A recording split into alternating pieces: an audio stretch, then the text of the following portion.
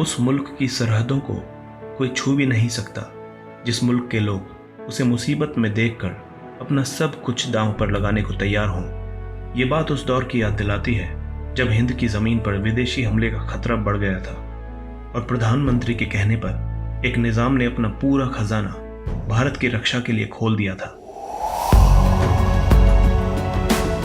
उस महादानी का नाम था मीर उस्मान अली, जो 1965 में हैदराबाद के निजाम थे।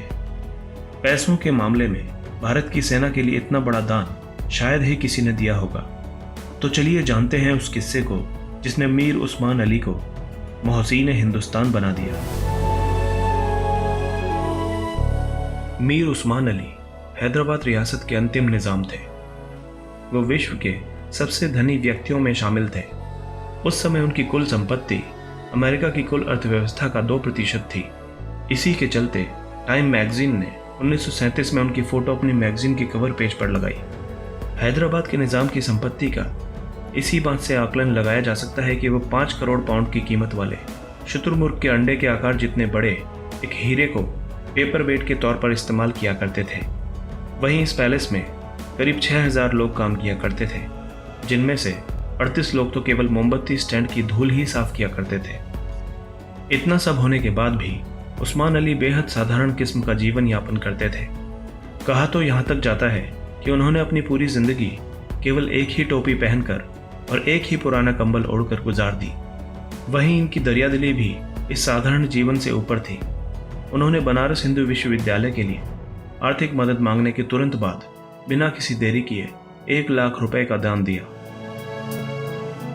1965 में भारत पाकिस्तान से युद्ध जीत चुका था और पूरे देश में जश्न का माहौल था।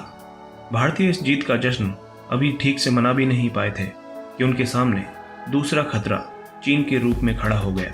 तिब्बत को आज़ाद कराने के लिए चीन ने भारत को दादागिरी दिखानी शुरू कर दी और युद्ध तक की धमकी दे डाली। ऐसे में भारत इस बात से चिंतित हो उठा। भारत कुछ दिन पहले ही एक भयावह युद्ध से गुजरा था।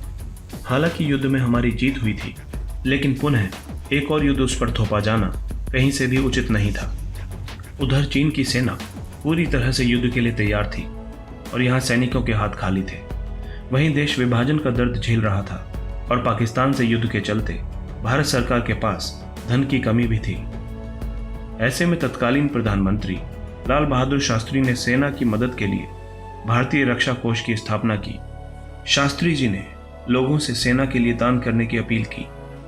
इस अपील ने लोगों को देश भावना से ओत-प्रोत कर दिया और वो देश सेवा के लिए टूट पड़े। आम नागरिक जितना भी हो सकता था उसे दान करने में जुट गए। जिसके पास पैसा नहीं था वो कपड़े और भोजन दान कर रहा था। यहाँ तक कि लोग रक्तदान करने तक के लिए उमड़ पड़े ताकि सैनिकों के इलाज में मदद मिल सके। लेकिन उस समय ये सब युद्ध के लिए काफी नहीं था। प्रधानमंत्री लाल बहादुर शास्त्री ने रेडियो द्वारा लोगों और राज्य रजवाड़ों से देश के लिए मदद मांगी। शास्त्री जी के इस आह्वान को हैदराबाद में बैठे निजाम भी सुन रहे थे, लिहाजा उन्होंने इस मामले में मदद का मन बनाया और शास्त्री जी को दिल्ली से हैदराबाद आने का निमंत्रण भेज दिया। चूंकि सेना को तत्काल सहायता की जरूरत थी, इसलिए निमंत्रण मिलते ही बिना किसी देरी के लाल बहादुर शास्त्री हैदराबाद पहुंच गए। निजाम उस्मान अली ने उनका बेगमपेट एयरपोर्ट पर स्वागत किया। शास्त्री जी जानते थे कि हैदराबाद में उन्हें निराशा नहीं मिलेगी, इसलिए पीएम ने जल्द ही निजाम से बात की और उन्हें स्थिति के बारे में अवगत कराया। लेकिन उस्मान अली इसके लिए पहले ही तैयार थे। बिना एक सेकंड के सोचे निजाम मीर उस्मान अली ने अपना खजाना भारत की रक्षा के लिए खोल दिया और राष्ट्रीय रक्षा कोष के लिए 5 टन सोना देने का ऐलान कर दिया। उस्मान अली ने लोहे के बक्से एयरपोर्ट पर मंगवाए। पहले 1, फिर 2 और देखते ही देखते कई बक्से पीएम के सामने रख दिए गए। उस्मान अली मुस्कुराए और बोले कि मैं ये 5 टन सोना भारत की रक्षा के लिए दान कर रहा हूँ। इसे स्वीकार करें और निडर होकर जंग लड़ें। हम जरूर जीतेंगे। इस तरह से शास्त्री जी 5 टन सोने से भरे बक्सों को अपने साथ लेकर दिल्ली रवाना हो गए। इस घटना की जानकारी मीडिया तक पहुंची और धीरे धीरे ये खबर पूरे देश में अखबार और रेडियो के माध्यम से फैल गई। हर किसी ने मीर उस्मान अली की दरियादिली की तारीफ की। यहाँ तक कि विदेशी मीडिया ने भी इस घटना को कवर किया। 1 साल गुजर गया और देश में हालात अब पहले से बेहतर थे। हालांकि निज़ाम के लिए यह कोई बड़ी बात नहीं थी। वो वापस अपने पैलेस में वही साधारण जीवन जीने लगे। लेकिन निज़ाम तो अपने लोहे के उन बक्सों को लेकर चिंतित थे जिनमें भरकर उन्होंने भारत सरकार को सोना दिया था।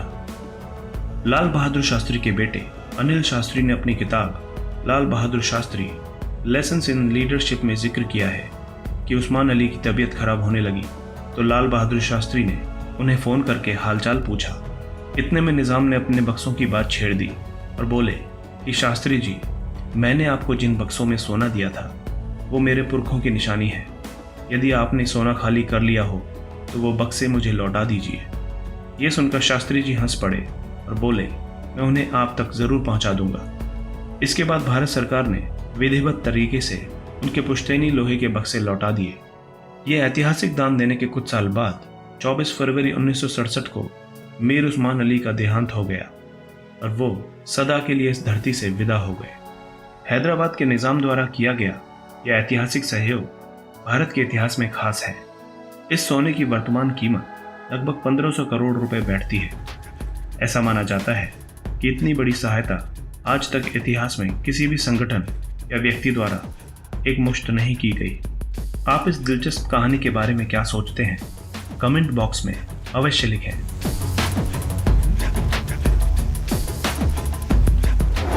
दोस्तों, अगर आप भविष्य में भी ऐसी ही इंटरेस्टिंग और इन्फॉर्मेटिव वीडियोस देखना चाहते हैं तो आज ही हमारे चैनल हिस्टोरिक हिंदी को सब्सक्राइब कर लें ताकि हमारा हर नया वीडियो आप तक पहुंच सके।